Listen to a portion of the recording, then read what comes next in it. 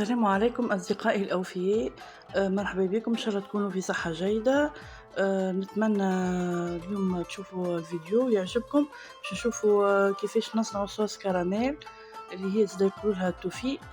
نستعملوها برشا في لي جاتو، نستعملوها فوق الكلاص، نزينوا بها التحليات الكل، سورتو التحليات الرمضانية. تو نشوفوا كيفاش نستعملوها في فيديوهات أخرين.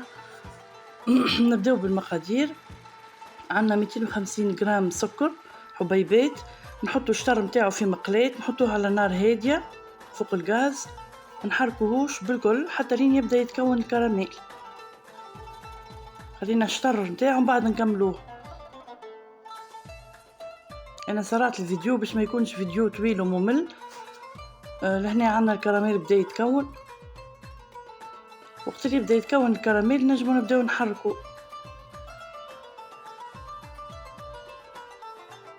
باش يكون اللون موحد وما يتحرق لناش في بلاصه ويعطينا مطعم خايب من بعد.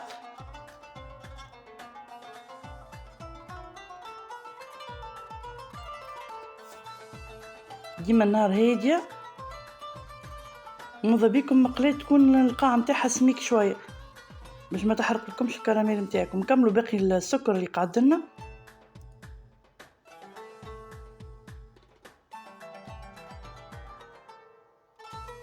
مع التقليب المستمر ديما من الاول برك ما نحركوش.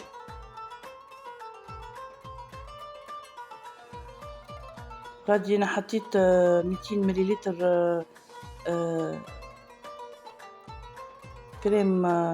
كريم ليكيد، تكون نسبة الدسم نتاعها أكثر من 30%. حطيتها تسخن، وفي المقلة نتاعي حطيت مغرفة كبيرة زبدة بما يعادل 50 غرام، نذوبها مع الكراميل وبعد نصب 200 مليلتر نتاع الكريم ليكيد اللي هي سخن تغليت.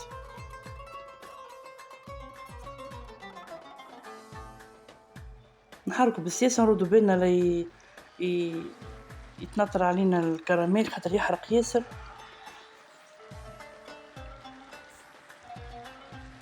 هنا عندنا مغرفة نشاي كبيرة نحلوها في 2 مغارف كبار حليب، 2 مغارف كبار ما أكثرش. أنا حطيت أكثر شوية خليتهولي جاري من بعد شوي.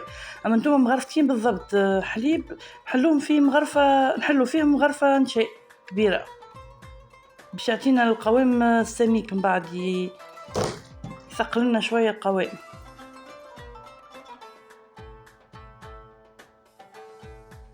هنا منقصة في النار على الاخر،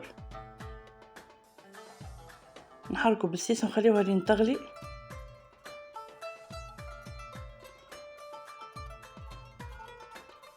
لي صوص كراميل يبيعوا فيهم في لي غران سيرفاس غاليين ياسر.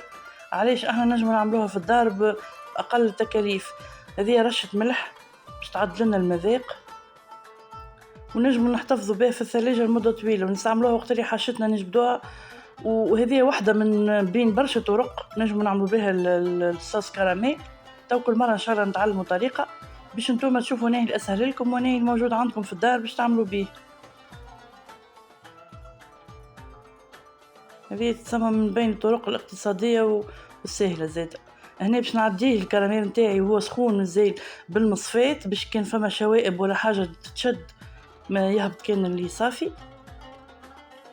نجم خاطر يقعدوا حبوب نتاع السكر كريستاليزي ولا شوية نشاي تكتلت مع الزبدة ولا اللي هو يتشد الكل في الصفاية.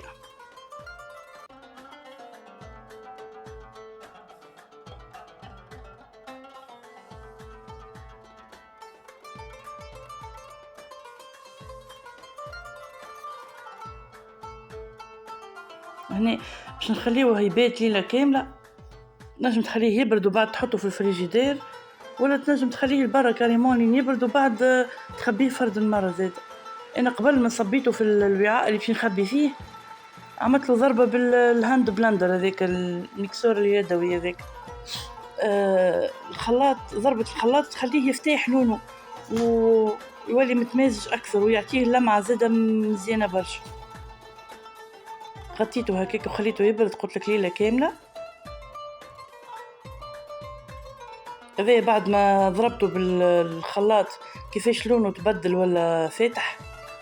هنا أنا باش نحطه ديريكت في الحكة هذية بلاستيكية باش كي نجي نزين بيه نلقاه حاضر، نجم نصب منها معناها في شكل خطوط خطوط تجيني معناها مزيانة وحاضرة طول، منقعدش نحول فيه من بعد.